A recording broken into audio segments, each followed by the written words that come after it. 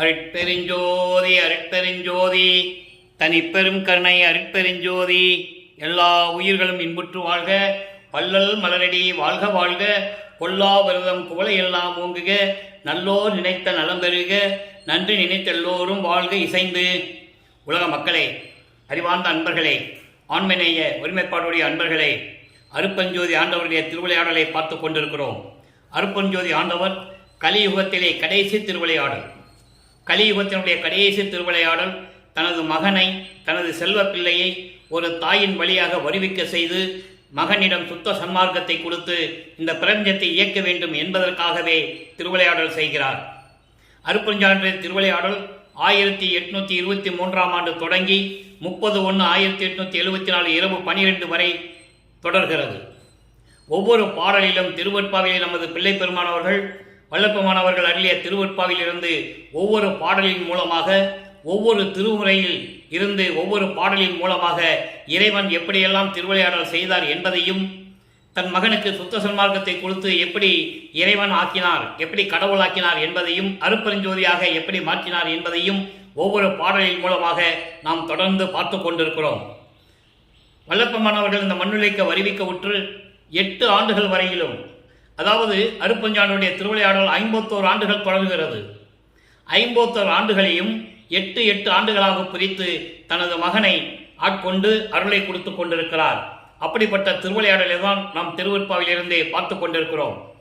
வல்லப்பமானவர்கள் வருவிக்க உற்று ஒரு தாயின் வழியாக இந்த மண்ணுலைக்கு வருவிக்க உற்று 1ஆம் ஆண்டிலிருந்து 8 ஆண்டுகள் வரையிலும் எந்த விதமான அருளையும் கொடுக்கவில்லை. 9வது ஆண்டிலே தன் மகனை ஆட்கொள்ளுகிறார். ஆண்டாறு 3 ஆண்டிலே ஆட்கொண்ட அருள்கடலே என்று கூறுவார். 6ஓடு 3வது ஆண்டிலே முன்னம் என்னை ஆட்கொண்ட இறைவனே என்று சொல்லுவார். அப்படி 9வது வயதிலே தன் மகனை ஆட்கொண்ட பிறகு, மகனே, நீ என்னால் வருவிக்க உற்றவன் என்ற நிலை மட்டும்தான் உனக்கு தெரியும், இந்த தெய்வ ரகசியத்தை யாரிடம் சொல்லக்கூடாது என்ற நிலையை உணர்த்தி புன்னகையோடு மறைந்து விடுகிறார். அப்போ இவர் கேட்கிறார், எப்போ வந்து அருளை கொடுப்பேன்னு கேட்கிறார். முன்பருவம் பின்பருவம் காட்டி நான் அருளை கொடுப்பேன் என்று சொல்லி மறைந்து விடுகிறார். அவர் மறைந்த பிறகு இறைவனால் வருவிக்க உற்றவன் என்ற நிலை மட்டும்தான் அவருக்கு தெரிகிறது. மீதி எல்லா நிலைகளும் மறைப்பு நிலையில் இருந்து கொண்டிருக்கின்றன. ஞானம் கிடைத்து விட்டது, அறிவு விளங்கிவிட்டது, இறைவனால் வருவிக்க உற்றவன் என்ற நிலை தெரிந்துவிட்டது, இறைவனுடைய மகன் என்று தெரிந்துவிட்டது. அதன் பிறகு எந்த விதமான அருளையும் கொடுக்காமல் சென்றதனால் அவருடைய மனம் ஒரு நிலையில் இல்லாமல் இருந்து கொண்டிருக்கிறது. 9வது ஆண்டிலிருந்து 12 ஆண்டுகள் வரைக்கும் அந்த 3 ஆண்டுகளிலே என்ன நடந்தது, எப்படியெல்லாம் முறையீடு செய்கிறார், தந்தையிடம் முறையீடு செய்கிறார். அதுதான் திருவருள் முறையீடு என்ற பதிகத்திலே 232 பாடல்களை அருளியிருக்கிறார்கள். நாம் இதுவரையிலே 51 பாடல்களுடைய விளக்கத்தை பார்த்து கொண்டிருக்கிறோம். 51 பதிவுகளை நாம் பதிவு செய்திருக்கிறோம். இன்று 52வது பாடல். நல்லா கவனிக்கணும். அப்போ அவருக்கு சுத்த சன்மார்க்கத்தை பற்றி தெரியாது. சமயங்களும் மதங்களும் மார்க்கங்களும் சொன்ன நெறிமுறைகளை கடைபிடித்துக் கொண்டிருக்கிறார். இறைவனால் வருவிக்க உற்றவன் என்ற நிலை தெரிந்துவிட்டது, அவருடைய மகன் என்று தெரிந்துவிட்டது, மற்ற எந்த நிலையும் அவருக்கு தெரியாது.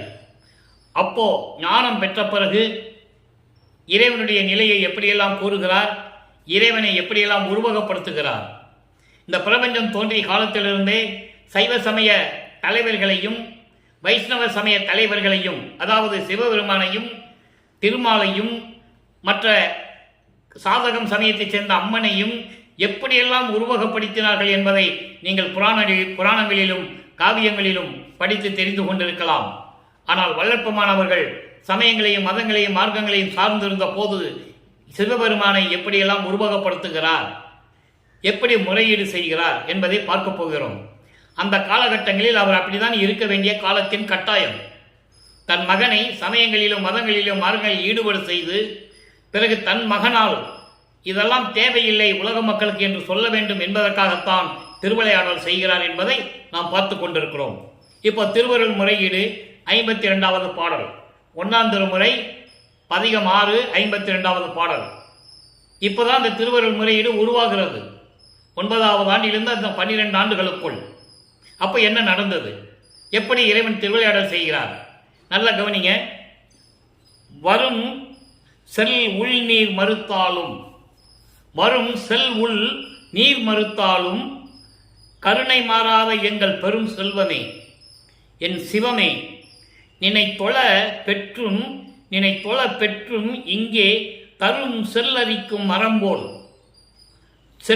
மரம்போல் சிறுமை தளர் நடையால் அரும் செல்லல் மூழ்கி நிற்கின்றேன். இது நின் அருளுக்கு அழகே என்று முறையீடு செய்கிறார். பாடல் உங்களுக்கு புரியாமல் இருக்கலாம், ஆனால் இறைவன் கொடுத்த விளக்கம் மிகவும் எளிமையானது. நல்லா கவனிச்சிக்கணும். இறைவன் கொடுத்த விளக்கத்தை தான் உங்களுக்கு நான் சொல்லிக்கிட்டு இருக்கேன். எனக்கு தமிழ் இலக்கியம் தெரியாது, இறைவன் கொடுத்த விளக்கம்தான். 6 திருமுறைகளுக்கு விளக்கம் கொடுத்து இன்று உங்களிடம் என்னை பேச வைத்திருக்கிறார் எனது தந்தை வல்லற்பமானவர்கள். நல்ல கவனிங்க. வரும் செல் உள்நீர் மறுத்தாலும் கருணை மாறாத எங்கள் பெரும் செல்வமே. அதாவது கரும் மேகம் மழை பொழிய மறந்தாலும் கரும் மேகம் சூழ்ந்து மழை பெய்ய மறுத்தாலும் கருணை மாறாத எங்கள் பெரும் செல்வமே, கருணை மழை மாறாத எங்கள் பெரும் செல்வமே, என் சிவனே, நின்னை தொழ பெற்றும் இங்கே உன்னை வணங்க வாய்ப்பு எனக்கு கிடைத்தும் இந்த மண்ணுலகில் உன்னால் வருவிக்க உற்றவன், உன்னை வணங்கக்கூடிய வாய்ப்பு, அந்த தகுதி எனக்கு கிடைத்து விட்டது. பெற்றிட என்று சொல்லுவார் சில இடங்களிலே. அந்த தகுதி எனக்கு கிடைத்து விட்டது.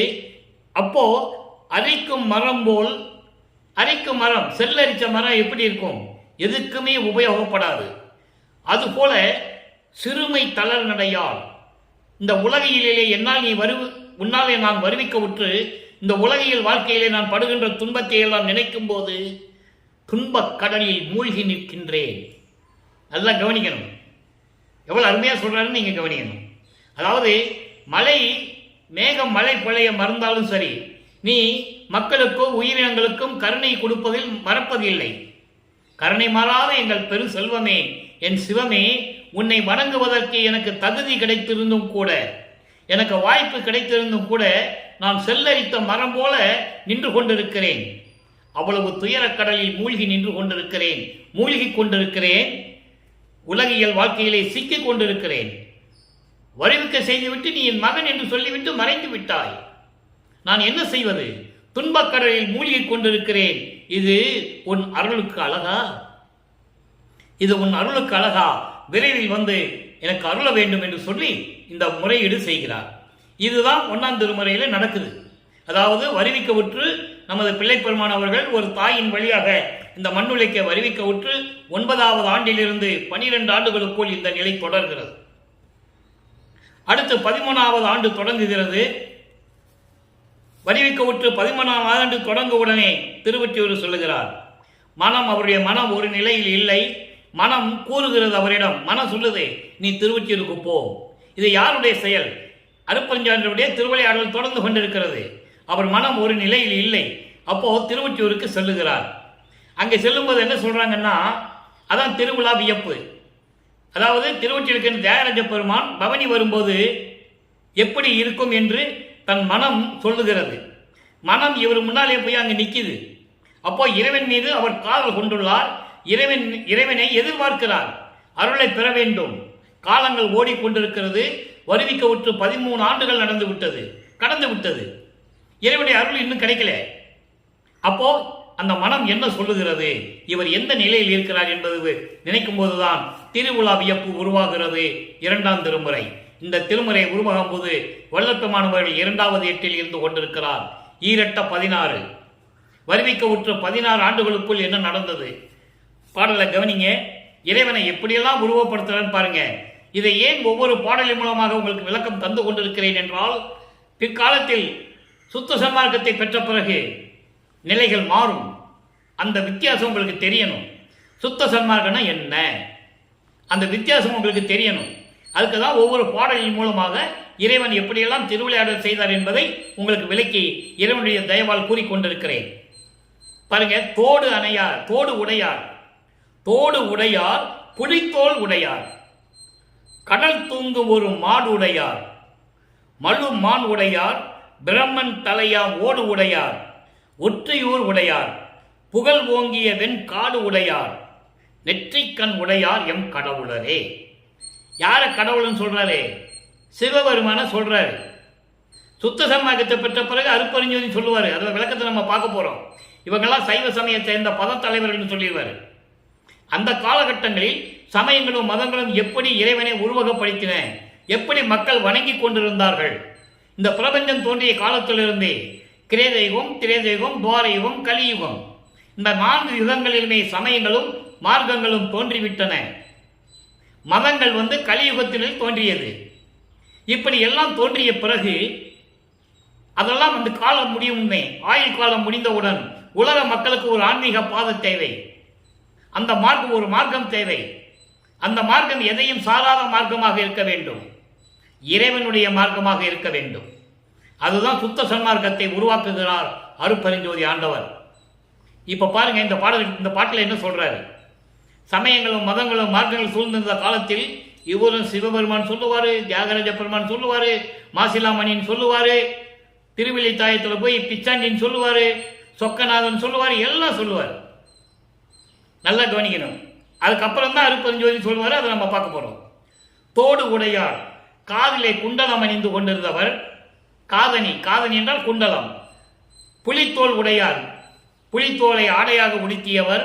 கடல் தூங்கும் ஒரு மாடு உடையார். கடல் தூங்குனா எப்படி இருக்கும்? அமைதியா இருக்கும். கடல் தூங்குனா அமைதியா இருக்கும். அதுபோன்று காலை வாகனத்தை உடையவர். மழு மான் உடையார்.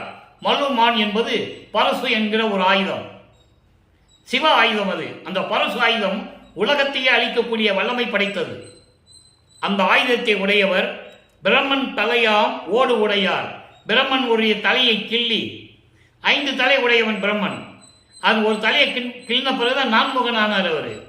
ஆணவம் என்ற தலையை கிள்ளி எடுத்து அதை ஓடாக வைத்துக் கொண்டிருப்பவர். அந்த ஓட்டில் தான் ஒரு பிச்சை எடுக்கிறது. அப்படி ஓடாக வைத்துக் கொண்டிருப்பவர் திருவொற்றியூரில் இருக்கின்ற இறைவன். புகழ் ஓங்கிய வெண்காடு உடையார். திருவெண்காடு என்று ஒரு இடம் இருக்கிறது. அந்த திருவெண்காடிலே இருந்து கொண்டிருந்த இறைவன் நெற்றிக்கண் உடையார். நெற்றிக்கண்ணுடைய இறைவன் இவர்தான் என்னுடைய கடவுள் சொல்றார். இவர்தான் என் கடவுள்னு சொல்றார். அதே வல்லற்பமானவர்கள் சமயங்களும் மதங்களும் மார்க்கங்களை நீக்கிவிட்டு வந்த பிறகு, அருட்பெருஞ்சாண்டவர் ஆட்கொண்டு சுத்த சன்மார்க்கத்தை கொடுத்த பிறகு அருட்பெருஞ்சோதி தான் என் கடவுள் என்று சொல்லுவார். அதையும் நம்ம பார்க்க போறோம். நல்லா கவனிச்சுக்கணும். இப்போ அவருக்கு சுத்த சன்மார்க்கத்தை பற்றி தெரியாது. எதற்காக இந்த உலகத்திற்கு வருவிக்க விட்டோம் என்று அவருக்கு தெரியாது. இப்ப பாருங்க, 16 ஆண்டுகளுக்குள் 1ஆம் திருமுறை 2ஆம் திருமுறையில் உருவாயிடுச்சு. அப்புறம் 3ஆம் திருமுறை உருவாகிறது. 3ஆம் திருமுறையில எப்படி இறைவனிடம் எப்படி கொஞ்சி குழாவுவார், எப்படி இன்பமாக பேசுவார் என்ற நிலையை இன்பக் கிளவி என்ற ஒரு பதிகத்தை உருவாக்கி இருக்கிறார்கள். இன்பக் கிளவி என்பது இனிமையாக பேசுவது, இறைவனை பற்றி இனிமையாக பேசுவது, இறைவனை பற்றி தோழியிடம் இறைவனாக இனிமையாக பேசுவது. இந்த நிலையை உலக மக்களுக்கு தெரிவிக்கிறார். 3ஆம் திருமுறை வரும்போது என்ன நடக்கிறது? 3ஆம் திருமுறை வரும்போது வல்லப்பெருமானவர்கள் 24வது ஆண்டுகளுக்குள் இருக்கிறார். அதாவது 3வது 8 3 24 வருவிக்க உற்று 24 ஆண்டுகளுக்குள் என்ன நடந்தது? இறைவனுடைய திருவிளையாடல் எப்படியெல்லாம் நடந்தது? அங்க ஒன்றும் நடக்காது, திருவிளையாடல் நடக்காது. ஆனால் அவர் எப்படியெல்லாம் இறைவனை கொஞ்சி குழாவுகிறார் நினைத்து என்பதை நீங்கள் பார்க்க வேண்டும். அது 1வது பாடல் இன்பக் கிளவி, 3ஆம் திருமுறை பதிகம் 6. 1ஆம் திருமுறையிலே பதிகம் 6 எப்படி பாடல் இருந்தது?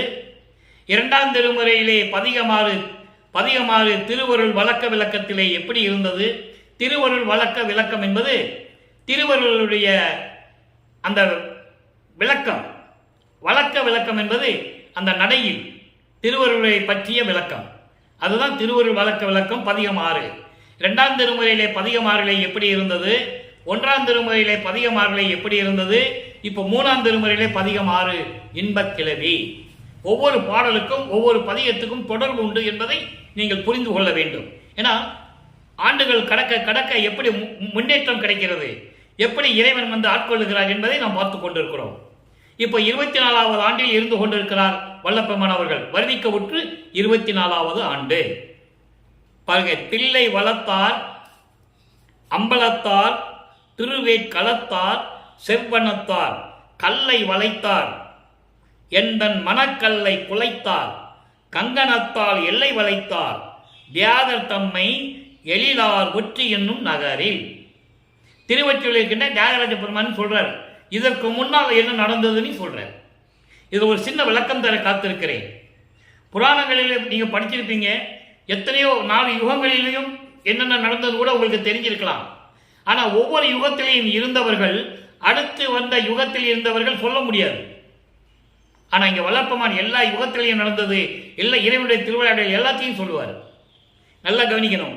தில்லை வளர்த்தார், தில்லையிலே அருள் புகழோடு திகழ்ந்து கொண்டிருந்தவர். அம்பலத்தார், அம்பலத்திலே இருந்து கொண்டிருக்கின்றவர். திருவேட்களத்தார், திருவேட்களம் என்ற ஒரு ஊர் இருக்கிறது. திருவேட்களத்திலே ஒரு திருவிளையாடல் நடந்தது, அதை குறிப்பிடுகிறார். அதனால்தான் திருவேட்களத்தார் என்று சொல்லுகிறார். செவ்வண்ணத்தார், செந்நிறமுடைய இறைவன் கல்லை வளைத்தார், இமயமலையை வில்லாக வளைத்தவர், அதான் கல்லை வளைத்தார் என்று சொல்லுகிறார். எந்தன் மனக்கல்லை குலைத்தார், நிலைகள் மாறுகிறது, அவருடைய மனக்கல்லை குலைத்தார் என்று சொல்லுகிறார். இறைவனை பார்க்க சென்றேன், அவர் என்னை பார்க்க வரவில்லை என்று சொல்லுவார். அது 3ஆம் திருமுறையிலே இரங்கல் மாலையிலே நம்ம தொடர்ச்சியாக 31 பாடல்களை பார்த்தோம். வந்து ஆட்கொண்டால் திரும்பி வந்து என்னை ஆட்கொள்ளவில்லை என்று சொல்லுவார். எனது மனக்கல்லை குலைத்தார், அதாவது இறுகி அந்த மனதை கொஞ்சம் கொஞ்சமாக என்னை நெகிழ வைத்தார். ஏனென்றால் இறைவன் மீது நான் காதல் கொண்டதனால் அந்த காதலினால் என் மனம் உருகி உருகி நெகிழ்ந்தது என்று சொல்லுகிறார். கங்கணத்தால் எல்லை வைத்தார் தேராதமை இல்லார் உச்சி என்னும் நகரில். தியாகராஜன் என்ற பெருமான் திருவொற்றியூர் நகரிலே அந்த எல்லைக்குள் இருந்து கொண்டிருக்கிறார். அந்த எல்லைக்குள் இருந்து கொண்டிருக்கிறார். ஒல்லை வளைத்துக் கொண்டேன், திருவொற்றியூரின் நகரில் ஒல்லை வளைத்துக் கொண்டேன்.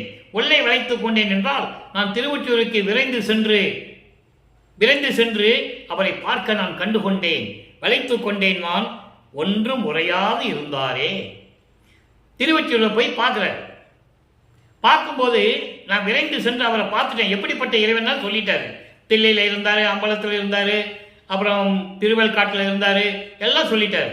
சொல்லிட்டு நானும் அவரை பார்க்கணும்னு அங்கே போய் பார்த்தேன். ஆனால் ஒன்றுமே சொல்லாமல் இருந்தாரே. அப்படியே என்ன சொன்னா, எனக்கு இறைவன் எந்த அருளையும் கொடுக்கவில்லை, என் முன் எழுந்தருளவில்லை, என்னை ஆட்கொள்ளவில்லை. 9வது ஆண்டிலே ஆட்கொண்டு சென்ற இறைவன் இன்னும் என்னிடம் வந்து சேரவில்லை என்ற கருத்தை உலக மக்களுக்கு தெரிவிக்கிறார். இதெல்லாம் உலக மக்களுக்கு யாருமே சொல்லலை. வல்லப்பெருமானவர்கள் வருவிக்க விட்டு 202 ஆண்டுகள் ஆகிவிட்டது. சுத்த சன்மார்க்க காலம் தொடங்கி 202 ஆண்டுகள். வல்லப்பெருமானவர்கள் இறைவன் அருட்பெருஞ்சோதி ஆண்டவராகி 151 வருடங்கள் ஆகிவிட்டது. இறைவனுடைய நிலையை, வல்லப்பெருமானுடைய இறைநிலையை யாருமே சொல்லலை. பொதுவாக பேசினார்கள், அது உண்மை. பொதுப்படையாக பேசினார்களே தவிர ஒரு கதை போல பேசினாங்க. ஒரு கதை மாதிரி, இந்த ஊரில் பிறந்தாரு, அங்கே இருந்தார், இங்கே போனார், அங்கே போனார், அங்கே வந்தார், இப்படி தான் பேசினாங்க. திருவெற்பால் இருக்கின்ற உண்மைகளை உலக மக்களுக்கு யாரும் எடுத்து சொல்லவில்லை. அதனால் உலக மக்களுக்கு தெரியாது. இது மட்டுமல்ல, இந்த 3ஆம் திருமுறையில போக போக பாடல்கள் அவ்வளவு அருமையா இருக்கும். இவர் 13வது ஆண்டிலே திருவொற்றியூரில் போய் நிற்பாரு. இவரை பார்த்து தியாகராஜன் தெருவழியா ஓடுவார், திரும்பி பார்க்காம. அந்த நிகழ்வுகள்லாம் இருக்கு, நம்ம போக போக பார்க்க போறோம். இப்போ இதன் மூலம் நம் 3ஆம் திருமுறை வரைக்கும் பார்த்துருக்கோம். 1ஆம் திருமுறையிலே பதிகமாறிலே திருவருள் முறையீடு எப்படி இருந்தது, 2ஆம் திருமுறையிலே பதிகமாறிலே திருவருள் விளக்கம் எப்படி இருந்தது, 3ஆம் திருமுறையிலே பதிகமாறிலே இன்பக் கிளவி பதிகத்திலே பாடல் எப்படி இருக்கிறது, இதெல்லாம் நம்ம பார்த்துட்டோம். இப்போ இதெல்லாம் முடிந்த 4ஆம் திருமுறை உருவாகிறது. 4ஆம் திருமுறை உருவாகும் போது வல்லப்பெருமானவர்கள் 4வது எட்டில் இருந்து கொண்டிருக்கிறார். அதாவது 25வது ஆண்டிலிருந்து 32 ஆண்டுகளுக்குள், அந்த 8 ஆண்டுகளுக்குள் இறைவனுடைய திருவிளையாடல் எப்படி நடந்தது மக்களுக்கு சொல்லணும். இங்கே 3 திருமுறையிலும் இறைவன் வந்து அருளவில்லை, காட்சி கொடுக்கவில்லை. 4ஆம் திருமுறையிலே இறைவன் காட்சி கொடுக்கிறார். அந்த நிலை எப்படி இருக்கிறது, அந்த நிலையை பார்ப்பதற்கு முன்னால் ஒரு திருவிளையாடல் தினமும் சொல்லிதான் ஆகணும். இறைவனுடைய திருவிளையாடலை சொல்லும் போது தனக்கோடி அம்மையாருடைய நிலையை சொல்லிதான் ஆக வேண்டும். அப்போ 27வது ஆண்டில் 25வது ஆண்டு தொடங்கி 4ஆம் திருமுறை உருவாகிறது. அப்போ 27வது ஆண்டு 32 ஆண்டுகளுக்குள் என்ன நடந்ததுன்னு சொல்லணும்ல. அப்ப 27வது ஆண்டில் தனக்கோடி அம்மையாரை தாலி கட்டி அந்த அம்மையாருக்கு மோட்ச வீட்டை காட்டுகிறார். கூட வாழ்ந்தது இல்லை. அது நல்லா புரிஞ்சுக்கணும். நீங்க உலக மக்கள்கிட்ட இந்த உண்மையை யாருமே சொல்லல. தாலி கட்டாரு, மனைவி ஆக்கிக்கிட்டாருன்னு சொன்னாங்க. ஆனால் வல்லப்பெருமான் என்ன சொல்லுகிறார் திருவெற்பாவில் என்பதை ஒவ்வொரு பாடலிலும் இருக்கிறது. அப்போ நான் தாலி கட்டும் போது பிரம்மன் திருமால் முதலாம் அங்கள் வீட்டில் இருந்தார்கள், வந்து என்னை வாழ்த்தினார்கள் என்று சொல்லுவார். அருப்பஞ்சோதி ஆண்டவரும் என் அம்மை சிவகாமி வள்ளியும் வந்து என்னை வாழ்த்தவில்லை என்று சொல்லுவார். அப்போ என் மனம் எப்படி புண்பட்டது துன்பப்பட்டது என்று கூறுவார். அதே வல்லப்பமானவர்கள் சிவகாமி வள்ளியும் அருப்பஞ்சோதி ஆண்டவரும் 2 குதிரை மாட்டின தேர்தல வந்து என்னை வாழ்த்தினார்கள் என்று சொல்லுவார். அது 6ஆம் திருமுறையில் இருக்கு, நம்ம பார்க்க போறோம். அப்போ இப்படியெல்லாம் ஒரு நிலை ஏற்படும் போது தனக்கோடி அம்மையாருக்கு மாங்கல்யம் பூட்டி, அதாவது தாலி கட்டி அந்த அம்மாவுக்கு மோட்ச வீட்டை காட்டி அருளை கொடுக்கிறார். அது அந்த அம்மாவுக்கும் தெரியும். இவர் இறைவனாக வந்தவர் என்று தனக்கோடி அம்மையாருக்கும் தெரியும். ஆனால் வெளியே சொல்ல முடியாது. அது தெய்வ ரகசியம் என்பதை யாரும் சொல்ல மாட்டார்கள். அதனால் அந்த அம்மாவும் வெளியே கூறவில்லை. எளிதாக அந்த நிலை முடிந்து விட்டது. அதன் பிறகு அன்பு மாலை உருவாகிறது. அன்பு மாலை உருவாகிறது பாருங்க. அன்பு மாலை உருவாகும் போது அந்த நிலை எப்படி இருக்கும்? இன்பக்கிழவி முடிந்து விட்டது. அடுத்து அன்பு மாலை உருவாகிறது. நல்லா கவனிக்கணும். என் தாதையாகி எனக்கு அன்னையுமாய் நின்று 3 திருமுறையிலேயே சிவபெருமான் என்று சொன்னவர், தியாகராஜ பெருமான் என்று சொன்னவர், பிச்சையாண்டி என்று சொன்னவர், சுடுகாட்டிலே படுத்துக் கொண்டிருந்த இறைவன் என்று சொன்னவர் 4ஆம் திருமுறை வரும்போது நிலை மாறுகிறது. நல்லா கவனிக்கணும். அது வரைக்கும் அவரை இறைவன் என்று கடவுள் என்று தான் சொல்லுவார். 4ஆம் திருமுறை வரும்போது எப்படி சொல்லுகிறார்? என் தாதையாகி எனக்கு அன்னையுமாய் நின்று எழுமையும் என் தன்னை ஆண்ட என் உயிரின் துணையே, பொன்றாத பொருளே, மெய் புண்ணியத்தின் பயனே, பொய்யடியேன் பிழைகளெல்லாம் பொறுத்த பெரும் பதியே. நல்லா கவனிக்கணும். உங்களுக்கே தெரியும், இதில் எங்கேயுமே இறைவனுடைய பெயரே வராது. 3 திருமுறைகளையும் சொன்ன அந்த பெயர்கள் இங்கே வராது. ஏன்னா நிலைகள் மாறிவிட்டது. இன்னும் சுத்த சன்மார்க்கம் வாங்கல, ஆனால் அந்த நிலை தெரிந்து விட்டது அவருக்கு. அப்ப இறைவன் ஆட்கொள்ளுகிறார். அன்று ஆழநிழல் அமர்ந்த அருள் இறையே, எளிய ஆசையெல்லாம் நின் அடிமேல் அன்றி ஒன்றும் இல்லையே. இப்போ என் தாதையாகி எனக்கு தந்தையுமாகி எனக்கு அம்மாவுமாகி அன்னையுமாகி இருந்து எழுமையும் என்னை ஆண்ட என் உயிரின் துணையே, 7 நிலைகளிலும் என்னை ஆண்ட என் உயிரின் துணையே என்று சொல்லுகிறார். அந்த 7 நிலைகள் என்ன? அகவல்ல சொல்லுவார். ஊர்வன, பரப்பன, உருவன, நடப்பன.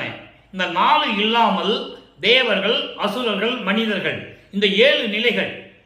ஊர்வன என்பது ஊர்ந்து செல்லக்கூடிய உயிரினங்கள், பரப்பன என்பது பறந்து செல்லக்கூடிய உயிரினங்கள், உருவன என்பது தாவரங்கள், நடப்பன என்பது நடந்து செல்லக்கூடிய உயிரினங்கள், தேவர்கள், அசுரர்கள், மனிதர்கள்.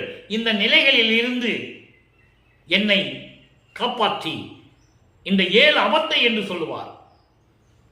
7 உலக அவத்தை விட்டு ஏறினேன் மேல்நிலை, ஊழிதோறும் ஊழி உயிர்தழைத்து ஓங்கினன். நான் ஒவ்வொரு யுகத்தில் இருந்தேன்னு சொல்றாரு. உயிர்தழைத்து ஓங்கினன் ஆலியானும் அயனும் அதிசயத்திட. ஆலியான்னா திருமால், அயன்னா பிரம்மன். இவங்களை அதிசயமா பார்க்குறாங்க. அதிசயத்திட எண்ணுள் வாலி அருப்பெருஞ்சோதி மன்னர் விலை என்று சொல்லுவார். அப்ப அந்த 7 நிலைகளில் இருந்தும் என்னை காப்பாற்றி என்னை ஆண்டு கொண்டு என் உயிருக்கு துணையாக இருக்கின்ற இறைவனே, நீ எனக்கு தந்தையாகவும் தாயாகவும் இருந்து கொண்டிருக்கிறாய். பொன்றாத பொருளே, பொன்றாத பொருளே என்பது அழிவில்லாத இறைவனே, அழிவில்லாத இறைவனே, ஆதியும் மந்தமில்லா தோன்றிய சுயமாக தோன்றிய இறைவனே, மெய் புண்ணியத்தின் பயனே, உண்மையான புண்ணியத்தின் பயனே, இந்த பொய்யடியேன் பிழைகள் எல்லாம் பொறுத்த. அவர் என்ன தப்பு செஞ்சாரு? சமயங்களிலும் மதங்களிலும் மார்க்கங்களில் இருந்ததை குற்றம் என்று சொல்லுகிறார். அதையெல்லாம் பொறுத்த பெரும் தகையே, பெரும் தகையே அப்படின்னா பெரிய இறைவனே, அன்று ஆழநிழல் அமர்ந்த அருள் இறையே. அன்று, அன்று என்பது முன்னொரு காலத்தில் கல்லாலான ஆலமரத்தின் கீழ் அமர்ந்து கொண்டு உபதேசம் செய்த இறைவனே என்று சொல்கிறார். அது ஆழநிழல். ஒரு காலத்தில் கல்லாலான ஆலமரத்தின் அடியில் அமர்ந்து கொண்டு பேர் உபதேசம் செய்த இறைவனே. சனகர், சனாதர், சனந்தனர், சனந்தகுமாரர் என்ற 4 பேர்களுக்கு உபதேசம் செய்த இறைவனே, எளியேன் ஆசையெல்லாம், இந்த மகனுடைய ஆசையெல்லாம் உன் திருவடியை தவிர வேறு ஒன்றும் இல்லை என்று சொல்லி அன்பு மாலையிலே கூறுகிறார். ஆக அன்பர்களே, 4 திருமுறை முடிந்துவிட்டது. இனிமேல் 6ஆம் திருமுறைக்குள்ள போகிறோம். இப்போ சமயங்களிலும் மதங்களிலும் மார்க்கங்கள் இருந்த போது செய்த தவறுகளை எல்லாம் என்னை மன்னித்து என்னை ஆட்கொள்ள வேண்டும் என்று சொல்லிவிட்டார். இதேதான் 4ஆம் திருமுறையை நம்ம பார்த்தோம். பிரசாத மாலையில திருநீறு வேண்டான்னு சொல்லுவாரு. அதன் பிறகு அதிசய மாலை, அபராத மன்னிப்பு மாலையெல்லாம் நம்ம பார்த்துட்டோம். இப்ப அன்பு மாலையில நம்ம பார்த்துட்டு இருக்கோம். இப்ப இதெல்லாம் பொறுத்து என்னை ஆட்கொள்ள வேண்டும் என்று சொல்லுகிறார். 6ஆம் திருமுறைக்குள்ள வரும். 6ஆம் திருமுறை வரும்போதே சுத்த சன்மார்க்கத்தை பெற்ற பிறகு என்ன நடக்குது, எப்படிப்பட்ட இறைவன், இறைவன் யார், உண்மையான இறைவன், பிரபஞ்சத்தின் இறைவன் யார் என்று இங்கே சொல்லுகிறார். அத்துவித ஆனந்தத்து அனுபவ விடை ஈடு. அதாவது அத்துவிதம் என்பது ஒளிமயமாக கூடிய ஒரு நிலை கிடைத்துவிட்டால் அந்த ஆனந்த அனுபவம் இருக்கிறதே, அதுக்கு ஈடு இணை எதுவும் இல்லை என்று சொல்லுகிறார். அதான் அந்த தலைப்புடைய விளக்கம். இன்று 9வது பாடல். நல்ல பாருங்க. முதல்ல பாடலை படிச்சிருவேன். உங்களுக்கு ஒன்றுமே புரியாது. உங்களுக்கு மட்டுமல்ல, இறையருள் இல்லாதவங்களுக்கு யாருமே புரியாது. அதோட விளக்கம் நான் தனியாக சொல்கிறேன். பாடலை மட்டும் முதல்ல சொல்லிடுறேன். தீட்டு மணி பொது நடஞ்சை திருவடி கண்டு, எங்கே அங்கே திருச்சற்றம்பலத்தில் இருக்கிறாரு. இங்கே என்ன சொல்லுவாங்க, இதுக்கு முன்னால் பேசுகிறவங்க கூட இருந்தவங்கலாம் என்ன சொன்னாங்கன்னா, அவர் எங்கேயோ போயிட்டாரு, காணாமல் போயிட்டார். வருவாரு, ஒரு மாதம் இருப்பார், 6 மாதம் காணாமல் போயிடுவாருன்றவாங்க. அவர் எங்கே இருந்தாருன்னு நீங்கள் சொல்கிறார். அதை நீங்கள் புரிஞ்சுக்கணும். தீட்டுமணி பொது நடஞ்சை திருவடி கண்டு ஏத்த செல்கின்றேன், சிறியேன் முன் சென்ற வழி அறியேன். காட்டு வழி கிடைத்தொடுமா, நாட்டு வழி தருமோ, கால் இழைப்பு கண்டிடுமோ, காணாதோ கழிப்பான், மேட்டினிடை விடுத்திடுமோ, பள்ளத்திடை விடுமோ, விவேகம் என்னும் துணையுறுமோ, வேடர் பயம் உருமோ, ஈட்டு திருவடி சமூகம் காணமும் நேர்ந்திடுமோ, எப்படியோ திருவுள்ளம் ஏதும் அறிந்தில்லனே. இது பாடல். இந்த பாடல் இருக்கிற பதிலுக்கெல்லாம் 112வது பதிகம் மெய்யருள் வியப்பில் இருக்கு. நம்ம பார்க்க போறோம். 3வது பாடல் இருக்கு. விளக்கம் இன்னைக்கு அருமையா இருக்கும், நல்லா கவனிக்கணும் நீங்க. இப்ப இந்த பாடலுக்கு அர்த்தம் என்ன? இதா இவரு, நான் அங்க போனேன், காட்டு வழி போனேன், நாட்டு வழி போனேன், கால் வலிக்குது, கதை வலிக்குது, எப்படியெல்லாம் சொல்றாரு. அதனுடைய விளக்கம் என்ன? இறைவன் கொடுத்த சுத்த சன்மார்க்க விளக்கம். நல்லா கவனிக்கணும். பட்டை தீட்டப்பட்ட வைரம் போல மின்னும் திருச்சிற்றம்பலத்தில், அதான் தீட்டு மணி பொதுன்னு சொல்லுகிறார். தீட்டுன்னா தீட்டுறது. வைரத்தை தீட்டா எப்படி மின்னும்? வைரத்தை சும்மா வச்சிருந்தா மின்னாது, அதை தீட்டணும். அப்போ அப்படி பட்டை தீட்டப்பட்ட வைரம் போன்று மின்னிக் கொண்டிருக்கின்ற திருச்சிற்றம்பலத்திலே, சுத்த சிவஞான வெளியிலே அருளநடம் செய்து கொண்டிருக்கின்ற, அருளாட்சி செய்து கொண்டிருக்கின்ற ஒரு திருவடியை பார்த்து வணங்க செல்லுகின்றேன். மண்ணுலகத்திலிருந்து விண்ணுலகத்துக்கு போயிட்டு இருக்கிறாரு. இங்க இருக்கிறவங்க என்ன சொன்னாங்க, அவர் எங்க போயிருப்பார்ப்பா, காணாம போயிட்டாரு, எங்க போனாருன்னு யாருக்கு தெரியும், இப்படிதான் சொல்லிட்டு இருந்தாங்க. ஆனா அவர் பாடல் பாடுறது எல்லாருக்கும் படிச்சாங்களோ படிக்கலையோ தெரியாது, வேணும்னு மறைச்சாங்களோ தெரியாது, அது நமக்கு தெரியாது, அது இறைவன் உள்ளத்துக்கு தான் தெரியும். ஆனால் பாடலினுடைய விளக்கம் இதுதான். அப்படிப்பட்ட திருச்சிற்றம்பலத்துக்கு நான் சென்று கொண்டிருக்கிறேன். ஏனென்றால் அவர் ஏம சித்தி மற்ற சித்திகள் எல்லாம் வாங்கிட்டாரு. இப்போ சாகா கல்வியும் சுத்த சன்மார்க்கத்தை வாங்கின பிறகு சாகா கல்வியை மட்டும்தான் அவர் பெறணும், மரணமில்லா பெருவாழ்வு பெறணும், அதான் சாகா கல்வி. அப்போ இதுக்கு முன்னாடி எல்லா சித்திகளையும் பெற்று விட்டார். அப்போ அவர் நினைச்ச இடத்துல இருப்பாரு. நடந்து போகணும்னு அவசியம் இல்லை, நல்லா புரிஞ்சுக்கங்க. நடந்து போகணும்னு அவசியம் இல்லை, ஓடணும்னு அவசியம் இல்லை. நினைச்சாருன்னா எந்த இடத்துக்கு நினைக்கிறாரோ அந்த இடத்துல இருப்பார். இப்ப அந்த இடத்துல இருக்கிறாரு. அப்ப நான் வணங்க சென்று கொண்டிருக்கிறேன். உனது மகன் உன்னால் வருவிக்க உற்று 32 ஆண்டுகள் வரையிலும் நான் சென்ற வழி எந்த வழின்னு எனக்கு தெரியாது, நல்லதா கெட்டதான்னு கூட தெரியாது. எந்த வழி? சமயங்களிலும் மதங்களிலும் இருந்து கொண்டு நான் 32 ஆண்டுகள் வரைக்கும் இருந்தேனே, அந்த வழியில் நான் சென்று கொண்டிருந்தேன். வேறு எதுவுமே எனக்கு தெரியாது. ஏனென்றால் நீதான் இருக்க சொன்னாய், இருந்தேன், எல்லாம் உனது திருவிளையாடல் என்று நான் தெரிந்து கொண்டேன். பின்னால சொல்வார் ஒரு பாட்டில், அதையும் நம்ம பார்க்க போறோம். இதுக்கு முன்னால் நடந்தெல்லாம் திருவிளையாடல்னு சொல்லுவார். அதோடு மட்டுமல்ல, இவர் தெரியாமல் சிறு வயதில், சிறு பருவத்தில், விவரம் தெரியாத பருவத்தில் உண்ட உணவெல்லாம் அமுதமாயிற்று என்று சொல்லுவார். அதன் பிறகு அவர் உணவை உண்ணவில்லை. பாடலை தெளிவா சொல்லுவாரே, நான் பசித்த போதெல்லாம் தான் பசித்ததாகி எனக்கு அருளமுதம் ஊட்டினாய் என்று சொல்லுவார். அது இது வள்ளல் பெருமானுடைய இந்த நிலையை உலக மக்களுக்கு யாருக்கும் சொல்லாதனால மக்களுக்கு யாருக்கும் தெரியாது. எல்லாம் என்ன நினைச்சிருக்கா, முக்காடு போட்ட சாமியாரு, சோறு போடுற சாமியாரு, இப்படிதான் அவங்க மக்களிடம் சொன்னாங்களே தவிர இதெல்லாம் மக்களிடம் அவங்க யாரும் சொன்னதில்லை. யாராவது சொல்லியிருந்தாங்கன்னா என்கிட்ட சொல்லுங்க, நான் தலை வணங்குகிறேன். அடுத்து பாருங்க, கெட்டதா நல்லதா என்று கூட எனக்கு தெரியாது, மாயைகளும் மயக்கங்களும் சூழ்ந்த உலகியல் வாழ்க்கை நிலைத்து விடுமோ. அவருக்கு பயம் வருது. இந்த வாழ்க்கை, உலகியல் வாழ்க்கை, மாயைகளும் மயக்கங்களும் உலக விடயங்களும் மண்ணாசை பெண்ணாசை பொன்னாசை போன்றதெல்லாம் சேர்ந்து என்கிட்ட நிலைத்து விடுமா, அல்லது சுத்த சிவவெளியில் இடம் கிடைக்குமா? சுத்த சிவவெளியில் இடம் கிடைக்குமான்னு என்ன சொல்றாரு? நாட்டு வழி தருமோ. இந்த உலக ஆசைகள் என்ன சொல்றாரு? காட்டு வழி. நாட்டு வழி என்பது சுத்த சிவவெளியில் எனக்கு இடம் கிடைக்குமா? அதான் 16வது நிலை, ஞானத்தில் ஞானம்.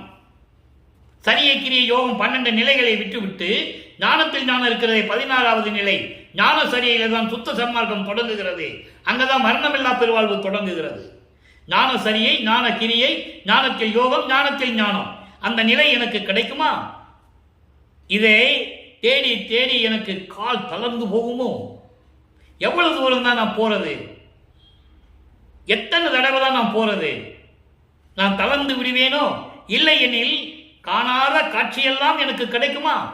அதான் சொல்றாரு, காணாத கழிப்பெல்லாம் கழிப்பாம், காணாத கழிப்பாம் என்று சொல்லுகிறார். காண முடியாத காட்சியெல்லாம் நான் காண முடியுமா? பிரபஞ்சத்தின் ரகசியத்தை தெரிந்து கொள்ள முடியுமா? மெஞ்ஞானம் என்கின்ற துணை எனக்கு கிடைக்குமா? மெஞ்ஞானம் என்று குறிப்பிட்டு சொல்லுகிறார். காரணம், இந்த பிரபஞ்சம் தோன்றிய காலத்திலிருந்தே தோன்றியவர்கள் எல்லாம் ஞானம் பெற்றவர்கள். மெஞ்ஞானம் கிடையாது. இறைவனை பற்றி பாடினார்கள், இறைவன் அருளை கொடுத்தார் என்பது உண்மை, ஞானம் பெற்றது உண்மை. மெஞ்ஞானம் இல்லை. இல்லை என்றால் இறைவன் நேரம் வந்தால் கூட தெரியாது உங்களுக்கு. வேற உருவத்தில் இறைவன் போனாங்கன்னா உங்களுக்கு தெரியாது. இது புராணங்களில் ஏகப்பட்ட இடங்களில் உதாரணங்கள் உண்டு. இப்போ இந்த நிலை மெஞ்ஞானம் என்ற இந்த துணை எனக்கு கிடைக்குமா? மலங்கள், மாயை, மயக்கங்கள் போன்ற வஞ்சகர்களின் பயம் எனக்கு வருமோ? அதான் வேடர் பயம் வருமா என்று சொல்லுகிறார். வேடர் என்பது மலங்கள், ஆணவம், கண்மம், மாயை, மாமாயை போன்ற மலங்களும் மாயைகளும் மயக்கங்களும் உலக ஆசைகளும் என்னை வந்து சூழ்ந்து கொண்டு பயத்தை கொடுக்குமோ? பயம் வருமோ? அருள் வல்லமும் உடைய உனது திருவடியை கண்டு காண எனக்கு வாய்ப்பு கிடைக்குமா? எங்க போய் கேட்கிறாரு? அங்க போய் கேட்கிறாரு. ஏன்னா இங்கெல்லாம் பிரயோஜனம் இல்லை. 32 ஆண்டுகள் வரைக்கும் வருவிக்க விட்டு 32 ஆண்டு வரைக்கும் ஒன்றும் பிரயோஜனம் கிடையாது. அப்பப்போ வருவாரு, அருளை கொடுப்பாரு, மறைஞ்சு போயிடுவார். இப்போ அவர் அங்கேயே போயிட்டாரு. உனது திருவடியை காண எனக்கு வாய்ப்பு கிடைக்குமா? உனது திருவள்ளம் எப்படியோ, என்னை பற்றி உன் திருவள்ளத்தில் என்னதான் நினைத்துக் கொண்டிருக்கிறாயோ, எதுவும் என்னால் தெரிந்து கொள்ள முடியவில்லை, எல்லாமே உனது திருவிளையாடல் தானே என்று சொல்லுகிறார். இதனுடைய கருத்து என்னவென்றால், இறைவனை பார்க்க செல்லுகிறார், இந்த நிலைகளெல்லாம் சொல்லுகிறார். என்னை விட்டு மலங்கள் நீங்கி விடுமா? மாயைகள் மயக்கங்கள்லாம் நீங்கி விடுமா? உன்னுடைய நாட்டு ராஜ்யம் எனக்கு கிடைக்குமா? அதாவது சுத்த சிவராஜ்யம், உன்னுடைய ராஜ்யம் எனக்கு கிடைக்குமா? உன் திருவுள்ளத்தில் என்னதான் நினைத்துக் கொண்டிருக்கிறாய், எனக்கு தெரியவில்லையே என்று சொல்லி இந்த பாடலை அருளி இருக்கிறார்கள். அடுத்த பதியம் பாருங்க. சொல்லிட்டாரா? அப்போ திருக்கதவும் திறத்தல், உன் உள்ளத்தில் சொல்லுன்னு சொல்றாரு. நான் உன் உள்ளத்தில் இருக்கிறது எனக்கு தெரியலன்னு சொல்லிட்டாரு. அடுத்த பதியத்தில் உன் உள்ளத்தை திறன், முதல்ல உன் உள்ளத்தில் என்னதான் என்னை பற்றி நினைச்சிருக்க அப்படின்னு சொல்றாரு. திருக்கதவம் என்ற பதிகத்திலே, பதிகம் 18 பதிகத்திலே இன்று 4வது பாடல். நல்ல கவனிங்க. உன்புடை நான் பிறர் போல உடுக்க விளைந்தேனா? உன்னை விளைந்தேனோ? வேறு உடைமை விளைந்தேனா? அன்புடையா என்று என்னை நீ அணைந்திடவே விளைந்தேன். அந்தோ என் ஆசை வெள்ளம் அணை கடந்தது அரசே, என்புடை வந்து அணைகை என எம்புகிறேன். உலகோர் என் சொல்லும் சொல்லுக, என் இலச்சையெல்லாம் ஒழித்தேன், என் இலச்சையெல்லாம் ஒழித்தேன். மானம் போச்சின்ற, வெக்கம், மானம், சூடு, சொரணை எல்லாம் என்னை விட்டு போயிடுச்சு. அதான் ஞான சைடில் சொல்லுவாரு, என்னை வைதாலும் வைதிடுமீன். உலக மக்கள்கிட்ட சொல்றாரு, நான் வாழ்த்தன கொண்டிடுவேன், எனக்கு ஏற்கனவே மானமெல்லாம் போச்சுன்ற. மானம் போன வழியெல்லாம் விடுத்தேன். யாரால? அப்பனால, அருப்பஞ்சோதி ஆண்டவரால. எப்படி, எதுக்காக சொன்னாரு? சமயங்களிலும் மதங்களிலும் மார்க்கங்களில் இருக்க சொன்னேன், இருந்தேன். வெளியே வந்த பிறகு அதை வேண்டான்னு சொல்றேன், எவனும் கேட்க மாட்டேன்றானே. ஏயா நீ அதில் தானே இருந்துட்டு வந்த, இப்போ வேண்டான்னு சொன்னா எப்படின்னு சொல்லி கேட்குறான் என்கிட்ட. எனக்கு மானம் போச்சுன்ற நியாயம் தானே. அதான் இங்க சொல்றாரு, என் இலச்சையெல்லாம் ஒழித்தேன், தென்புடை ஓர் முகம் நோக்கி திருப்புதுவில் நிற்கின்றாய், சித்த சிகாமணியே என் திருநட நாயகனே. இது பாடல். இப்போ இந்த பாடலை விளக்கம் பாருங்க. அதாவது நான் உங்ககிட்ட என்ன கேட்டேன், இப்போ மற்றவங்கெல்லாம் வந்து உங்ககிட்ட என்ன கேட்குறாங்க, எனக்கு வீடு வேணும், சுகமான வாழ்க்கை வேணும், நல்ல மனைவி மக்கள் வேணும், கோடீஸ்வரனா இருக்கணும், இப்படி தானே கேட்டாங்க. நான் அப்படியா கேட்டேன் உங்ககிட்ட? உன்புடை, உன்னிடம் நான் மற்றவங்களை போல ஒன்றும் கேட்கல. எனக்கு பட்டு துணி கொடு, எனக்கு உடுக்க துணி கொடு நான் கேட்டேனா? கேட்கல. உண்ண விளைந்தேனா, அறுசுவை உணவு வேண்டும் நான் கேட்டேனா உங்ககிட்ட? கேட்கல. வேறு உடைமை விளைந்தேனா, வேறு சுகங்கள் ஏதாவது உங்ககிட்ட கேட்டனா? கேட்கல.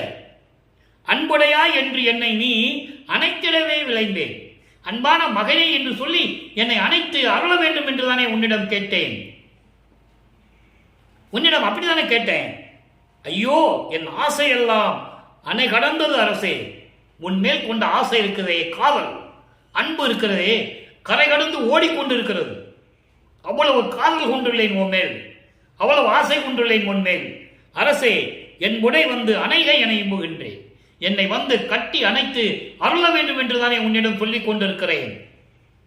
உலகோர் என சொல்லினும் சொல்லுக, இந்த உலக மக்கள் என்ன சொன்னாலும் சொல்லட்டும், என்னை பைத்தியக்காரன் என்று கூட சொல்லட்டும், மானம் இல்லாதவன் என்று கூட சொல்லட்டும், மானத்தையும் வெக்கத்தை விட்டு தெரிந்து கொண்டிருக்கிறானே என்று கூட சொல்லட்டும், எனக்கு கவலை இல்லை.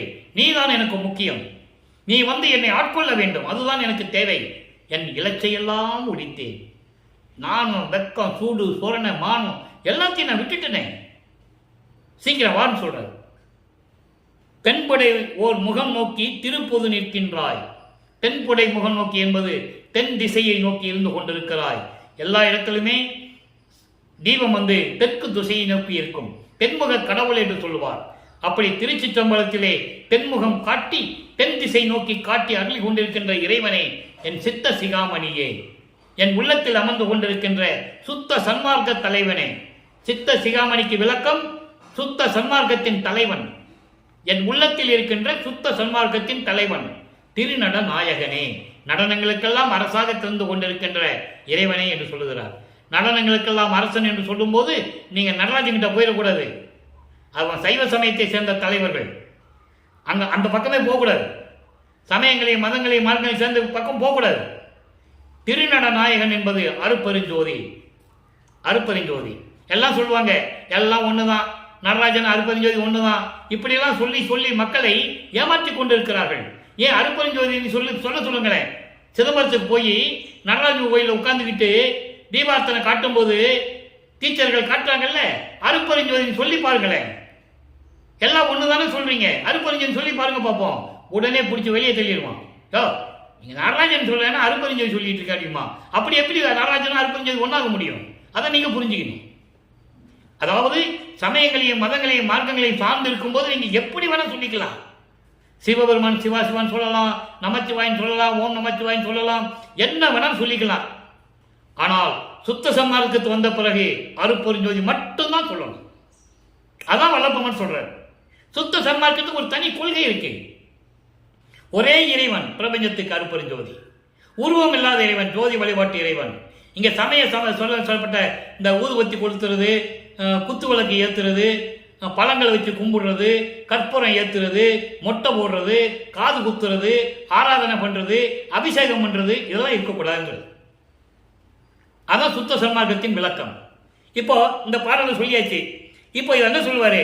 தெற்கு நோக்கி இருக்கின்ற இறைவனே சீக்கிரம் வந்து எனக்கு அருளை கொடுன்னு சொல்லுவாரு. இதுக்கு பதில் எங்க இருக்கு? இருக்கு பாருங்க. பதில் வந்து அதாவது 69வது பதியத்துல ஆனந்த அனுபவம்னு ஒரு பதியம் இருக்கு. அதுல 4வது பாடல்ல சொல்லுவார், நீங்க ஒண்ணுமே கொடுக்கலன்னு சொல்றாருல்ல, நான் இப்படிலாம் நடந்துகிட்டு இருக்கேன், எனக்கு ஒண்ணுமே கிடைக்கல, மலங்களும் மாயைகளும் சூழ்ந்து விடுமா என்னன்னு கூட எனக்கு தெரியல, உன் திருவுள்ளத்துல என்னன்னு தெரியல, நான் உன்னை என்ன கேட்கிறேன், என்னை வந்து அணைத்துக் கொள்ளும் தானே கேட்கிறேன். வா மகனே, என் செல்வ மகனேன்னு சொல்லி கொஞ்சம் என்னை அணைச்சிக்கன்னு சொல்றேன், இது கூட செய்யலையே, உன் திருவுள்ளத்துல என்னதான் நினைச்சிட்டு எனக்கு தெரியலன்னு சொல்றாருல. இதுக்கு பதில் 69வது பதிகம் 6ஆம் திருமுறையிலே ஆனந்த அனுபவம் 4வது பாடல். கொள்ளை என இன்பம் கொடுத்தாய், நினது செல்வ பிள்ளை என ஏற்கு பெயரிட்டாய். அருப்பஞ்சாண்டு மகனுக்கு எப்படி பெயர்றாரு? செல்வப்பிள்ளை அவர் பேரு. அதனால்தான் நான் பிள்ளை பெருமான் என்று சொல்லுவது. நல்லா கவனிச்சுக்கணும் நீங்க. இறைவனிட்ட பெயர் செல்வப்பிள்ளை. உலக மக்கள் அவரை அன்பாக திருஅருள் பிரகாச வள்ளலார் என்று அழைத்தார்கள். உலகியலிலே ஒரு தாயின் வழியாக பிறந்ததனால் அவர்கள் ராமலிங்கம் என்று பெயர் வைத்தார்கள். எங்க? ராமலிங்கேஸ்வரர் கோயில் மருதூர் பக்கத்தில் பின்னலூர்னு ஒரு ஊர் இருக்கு. அந்த பின்னலூர்ல ராமலிங்கேஸ்வரர் கோயில் ஒன்று இருக்கு. அவங்க குலதெய்வம். அங்க போய் ராமலிங்கன் பேர் வச்சாங்க. இங்க எல்லாம் என்ன சொல்லுவாங்க? சிதம்பரத்தில் பேர் வச்சாங்கன்னு சொல்லுவாங்க. அது இல்லை, பின்னலூர்ல தான் பேர் வச்சதுன்றது அங்க இருக்கு. எல்லாமே இறைவன் கொடுத்த விளக்கம். நீங்க போய் விசாரிச்சுக்கலாங்க. பொய் இல்லை, உண்மை, சத்தியம். சிதம்பரத்தில் சிதம்பர ரகசியத்தை காட்டியது. இப்ப என்ன சொல்றாரு? கொள்ளை என இன்பம் கொடுத்தாய், நினது செல்வப்பிள்ளை என ஏற்கு பெயரிட்டாய், தெல்லமுதம் அளித்தாய், சுத்த சன்மார்க்க சங்கத்தை வைத்தாய், எந்தாய் கருணை இது என்று சொல்லுவார். அதோடு மட்டுமா, அதாவது இன்னொரு பதியத்தில் சொல்லுவார் பாருங்க. 88வது பதியத்தில் பாமாலை ஏற்றல் என்று ஒரு பதியத்தில் 12வது பாடலில் சொல்லுவார். பாமாலை ஏற்றல் 12வது பாடல். ஆக்கி அழித்தல் முதலாம் தொழில் ஓர் 5 தேக்கி அமுதொரு நீ செய் என்றான். 5 தொழிலை நீதான் செய்யணும் எனக்கு கொடுத்துட்டாரு என் தந்தை. தூக்கி எடுத்தான், அணைத்தான். இங்க என்ன சொன்னாரு? என்னை அணைச்சிக்கன்னு சொல்லுவாரு. அப்ப இறைவன் அதை கேட்டு திருவிளையாடல் செய்கிறார். மகனை அணைத்துக் கொள்ளுகிறார். தூக்கி எடுத்தான், அணைத்தான், இரவாத தேகம் கொடுத்தான், சிற்றம்பலத்து என் கோ, சிற்றம்பலத்தில் இருக்கின்ற என் அரசன் என்று சொல்லுவார். ஆக இந்த பாடல் முடிகிறது. அடுத்து பாருங்க, பிள்ளை சிறு விண்ணப்பம். இந்த பாடலுக்கு ஏற்றது பிள்ளை சிறு விண்ணப்பத்திலே ஒரு விளக்கம் இருக்கிறது. எப்படி? பாடலை மட்டும் சொல்றேன், விளக்கம் சொல்றேன். 2வது பாடல். பெற்றதன் பிள்ளை குணங்களை பெற்றவரை அறிவார், அல்லால் மற்றவர் அறியார், என்றனை ஈன்ற வல்லலே, அன்றனை என்னை ஈன்ற வல்லலே, ஆண்ட சன்மார்க்க மணிபெற என்னைத்தான் ஈன்று அமுதளித்த இனிய நற்றாயே. இது அகவல். என்னை பெற்றெடுத்த இறைவனை என்று சொல்லுகிறார். அப்ப இவர் யார் குழந்தை? அருப்பெருஞ்சோதி ஆண்டவர் குழந்தை. திருவிளையாடலினால் ஒரு தாயின் வழியாக வந்து கொண்டிருக்கிறார். அவ்வளவுதான். இறைவனுடைய திருவிளையாடலினால் ஒரு தாயின் வழியாக வராது. அவ்வளவுதான் வித்தியாசம். மன்றிலே நடிக்கும் கொற்றவா, ஓர் என் குணத்தவா, நீதான் குறிகண்ட கொடியேன் குணங்கள் முற்றும் நன்கு அறிவாய், என்னை முனிவது ஏன், என்னை முனிவது ஏன், முனிவு தீர்ந்தார்களே. இது பாடல். விளக்கம் பாருங்க. உலகியலிலே ஒரு குடும்பத்தில் ஒரு பிள்ளை தப்பு செஞ்சதுன்னா பெத்தவங்க அவனை கண்டிக்க மாட்டாங்க. அவன் தப்பு செய்யலான்னு தெரியும். அதாவது சொல்றாரு, தப்பு செய்யறான், தவறான வழியில போயிட்டு இருக்கான்னு அவருக்கு தெரியும். அவங்களுக்கு இருந்தாலும் மகனை விட்டு கொடுப்பதில்லை, தன் மகனை விட்டு கொடுப்பதில்லை. ஆனால் நான் உன்னிடம் என்ன கேட்டேன்? நீ பெற்ற மகன் நான், என்னை பெற்று விட்டு இந்த உலகத்திலே அனாதையாக விட்டு சென்று விட்டாய். நான் அன்றே சொன்னேன் என்னை தெருவில் விட்டு விடுவாய் என்று. ஆனால் என்னை தெருவில் விட்டு விட்டாய், பின்பு ஆட்கொண்டாய். நான் உன் மகன் அல்லவா? அதோடு மட்டுமல்ல, அப்போ சமயங்களிலும் மதங்களிலும் இருந்தபோது நான் செய்த குற்றங்களை எல்லாம் குணமாக கொண்டு இப்போது என்னை ஒதுக்கி விட்டாய். என்ன அர்த்தம்? குணங்களை எல்லாம் நீக்கி, முற்றும் நீக்கி என்று சொல்லுவார். முற்றும் நீக்கி நீ அருள வேண்டும். இது உனக்கு எல்லாம் தெரியும், இது உனக்கும் தெரியும். அப்படி இருக்கும்போது என் மேலே எதுக்கு கோபம்? முனிவது என் என்றால் எதற்காக? முனிவது என்றால் கோபப்படுவது. என்னிடம் கோபப்படுவது எதற்காக? கோபத்தை நீக்கி எனக்கு அருள வேண்டும் என்று சொல்லி சிறு விண்ணப்பம் கொடுக்கிறார்.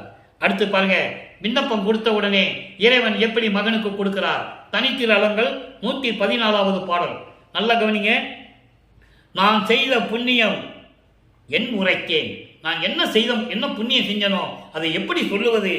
பொது நன்னியதோர் வான் செய்த மாமணி என் கையில் பெற்று நல்வாழ்வடைந்தேன்.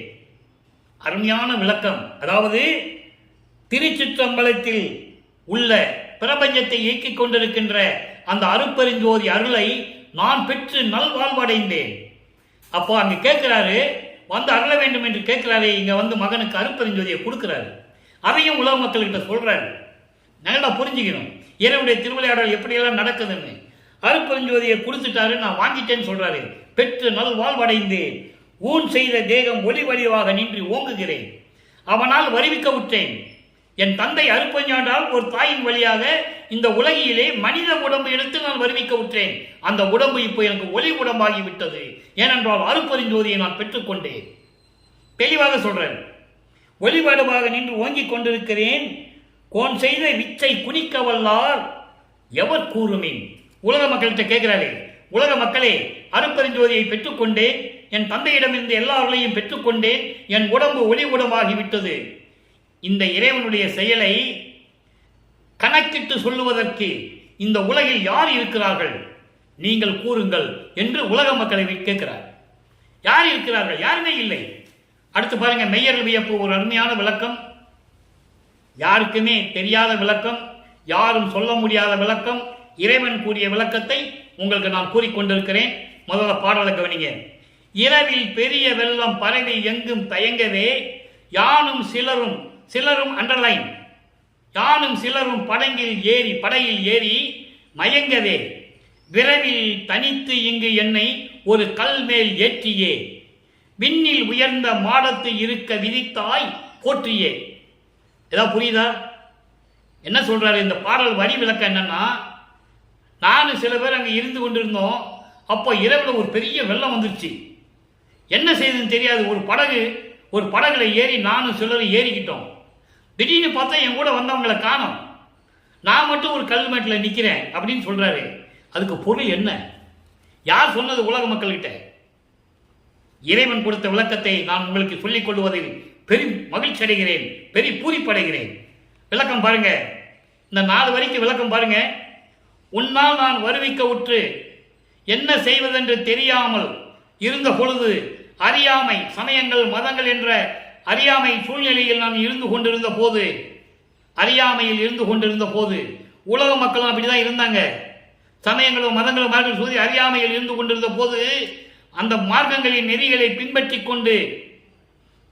கொண்டு நான் இருந்தேன். எப்படி? வெள்ளம் வந்ததுன்னு சொல்றாருல, அதான் சொல்றாரு. 4 யுகங்களிலுமே சமயங்களும் மதங்களும் மார்க்கங்கள் எப்படி இருந்தது? நாங்களும் அதை பின்பற்றி கொண்டிருந்த போது என்னுடனும் சிலர் இருந்தார்கள். யாருன்னு சொல்ல வேண்டாம். சிலர்னு அவரே சொல்லிட்டாரு, நம்ம பேர் சொல்ல வேண்டாம். அவரு பேர் சொல்லல, நானும் சொல்லல. சிலர் கூட இருந்தாங்க. யாருங்கிறது உங்களுக்கே தெரியும். அப்படி நாங்கள்லாம் ஒரே இதில் இருக்கும்போது அதன் பிறகு வெள்ளம் வந்தா எப்படி மனம் துடிக்கும்? படகுல ஏறி போகணும் துடிக்கல. அந்த வழி நானும் சிலரும் சுத்த சன்மார்க்கம் என்னும் படகில், சுத்த சன்மார்க்கத்தை பெற்ற பிறகு சுத்த சன்மார்க்கம் என்னும் படகில் நானும் என்னுடன் வந்த அந்த சிலரும் பயணம் செய்தோம், போய்கிட்டே இருந்தோம். திடீர்னு பார்த்தா என் கூட இருந்தவங்களை காணோம். அப்படி என்ன அர்த்தம்? அவங்க சமயங்களும் மதங்களும் மரங்களை விட்டு வர மனம் இல்லை. சாதிகளை பெயரை தொட்டுக் கொண்டிருந்தார்கள். சமயங்களிலும் மதங்களிலும் மரங்களில் வழிபாடுகளை செய்து கொண்டிருந்தார்கள். அந்த சங்கற்ப விகப்பங்களில் ஈடுபட்டுக் கொண்டிருந்தார்கள். அவர்கள் என்னுடன் வருவதற்கு மனம் இல்லை. நான் மட்டும் என்ன செஞ்சேன்? கல்மேட்டில் போய் நின்று கொண்டேன். கல்மேடு என்பது இறைவனுடைய இதயத்தில் போய் நின்று கொண்டேன் சொல்றாரு. சில பேரும் நானும் சுத்த சன்மார்க்க நெறியில் இருக்க திடீரென்று என்னுள் வந்தவர்களை காணோம். தன்னுடன் இருந்தவர்கள் பிரிந்து விட்டதை சொல்லுகிறார். சுத்த சன்மார்க்கத்தை ஏற்றுக்கொள்ள அவருக்கு மனம் இல்லை. அவர்களுக்கு சாதி மதமும் சமயமும் பொய் என ஆதியில் உணர்த்தி அருப்பெருஞ்சோதி, சாதிய மதமும் சமயமும் காணா ஆதி அனவயம் அருப்பெருஞ்சோதி அந்த நிலையில் இருந்திருக்க வேண்டும். இவர் மட்டும்தான் இருந்து கொண்டிருக்கிறார். காரணம், அவருடன் இருந்த அந்த சிலர் பிரிந்து சென்று விட்டார்கள். சுத்த சன்மார்க்கத்துக்கு வர மனமில்லை என்பதை இந்த பாடலிலே சொல்லுகிறார். நான் ஒருவன் மட்டும்தான் சுத்த சன்மார்க்கம் என்ற படகில் பயணம் செய்து கொண்டிருந்தேன். அப்போ அவங்கள காணோம். நான் மட்டும், அதாவது கல்மேடு என்பது உறுதியான நிலையான சுத்த சன்மார்க்கத்தில் இருந்தேன். அப்போ இருந்தேன், நான் மட்டும் இருந்தேன். சுத்த சிவஞான வெளி என்னும் கடவுள் நிலையில் இருக்க வைத்தாய். அதான் சொல்றாரு, விண்ணில் உயர்ந்த மாடம். விண்ணில் உயர்ந்த மாடம் இது. நான் ஏற்கனவே கூறியிருக்கிறேன், 16வது நிலை.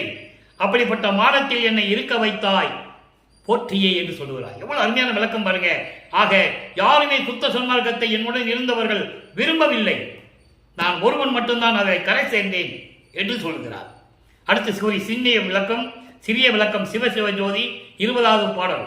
சித்தம் சிவமாக்கும் ஜோதி நான் செய்த தவத்தால் தெரிந்த உள் ஜோதி புத்தமதாகிய ஜோதி சுகபூரணமாய் ஒளிர்களை ஒளிர் காரண ஜோதி. காரண ஜோதி என்பது ஒளிரும் தன்மையுடைய ஜோதி. சிவசிவ ஜோதி என்பது சுத்த சன்மார்க்க ஜோதி. நான் கண்ட ஜோதி, என்னை ஆட்கொண்ட ஜோதி, என்னுள் உள்ளத்தில் கலந்திருக்கின்ற அருப்பெருஞ்சோதி, நான் கடவுளாக இருக்கின்ற அருப்பெருஞ்சோதி என்று சொல்லி இந்த பாடலை நமக்கு அருளியிருக்கிறார்கள். எனவே அன்பர்களே, இன்று நாம் அருப்பெருஞ்சோதி ஆண்டவருடைய திருவிளையாடலை பார்த்தோம். எப்படியெல்லாம் திருவிளையாடல் நடந்தது, தனது மகனை எப்படியெல்லாம் ஆட்கொண்டார், ஒவ்வொரு ஆண்டிலும் எப்படியெல்லாம் திருவிளையாடல் செய்தார் என்பதை தெளிவாக கூறிவிட்டார்கள். சுத்த சன்மார்க்கத்திலே என்னுடன் வந்தவர்கள் எல்லாம் திரும்பி போய்விட்டார்கள் என்பதையும் தெளிவாக இந்த பாடலில் அறிவித்தார்கள்.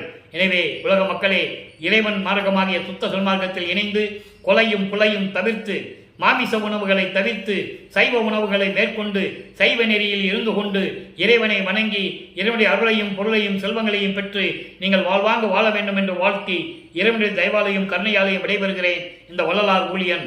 மீண்டும் நாளை அருப்பெருஞ்சோதி ஆண்டவருடைய திருவிளையாடல் தொடரும். நன்றி, வணக்கம். அருட்பெருஞ்சோதி அருட்பெருஞ்சோதி, தனிப்பெரும் கருணை அருட்பெருஞ்சோதி.